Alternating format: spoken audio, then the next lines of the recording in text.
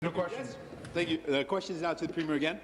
Yesterday, the Premier said that she needed more consultation to figure out if it was the wrong decision to nearly double the drug costs for seniors living on $19,500. Well, it's clear. I can tell you the answer. That's the wrong decision. You don't need a consultation to tell you that. Anyone who doesn't get that is out of touch with the reality that most people and most seniors face. Will the Premier commit today to cancel her plan to double the medication costs for most seniors living in Ontario? Minister of Health and Long-Term Care. Minister of Health and Long-Term Care.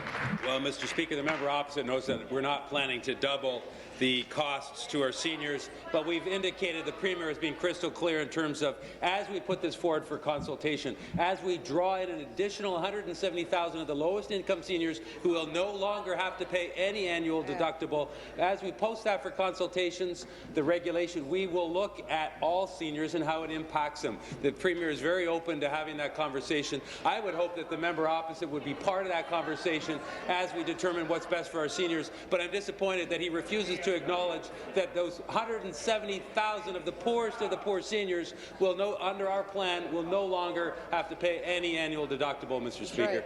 Thank you. Supplementary. Mr. Speaker, ensuring that seniors can afford medication means keeping seniors healthy. It means less time in the hospital and more time for seniors to enjoy what they've earned.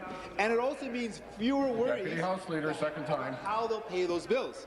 Will the Premier again commit today that come this summer, seniors will be able to afford their medication costs? Thank you. Minister. Well, thank you, Mr. Speaker. Let me talk about some of the other things that we're doing for our seniors in this budget. For example, the additional $250 million that we're investing in home and community care to benefit our seniors. The $75 million over the next 3 years in community-based residential hospice and palliative care. We've heard nothing about that from the member opposite or his party, Mr. Speaker. The 170,000 more seniors that will pay no annual deductible. The shingles vaccine provided free of charge. $170 value to each and every senior between the age of 65 and 70. We're removing the debt retirement charge, Mr. Speaker, which will save seniors on average $70 a year. $10 million new in behavioral supports for seniors in long-term care homes that are suffering from dementia. $10 million more dollars to support those individuals. The list is long. I'm happy to talk further in the final supplementary. Thank you. Final supplementary. Speaker, doubling the cost for medication for most seniors in this province is a huge mistake, and I hope the Premier understands that. She shouldn't need yet another consultation to tell her what everybody already knows. That doubling the drug costs for seniors without consultation, without warning, without even asking them was a mistake. Will the Premier ensure that Ontarians won't have to pay for her mistake? Thank you. Minister. Well, Mr. Speaker, the member knows that our drug program hasn't been updated in 20 years.